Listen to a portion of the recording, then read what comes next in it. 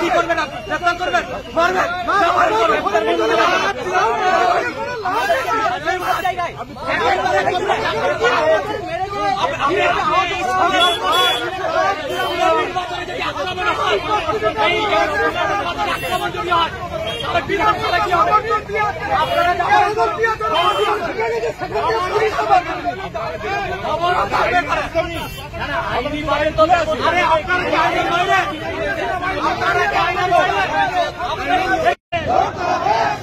police তৃণমূলের setting এর বিরুদ্ধে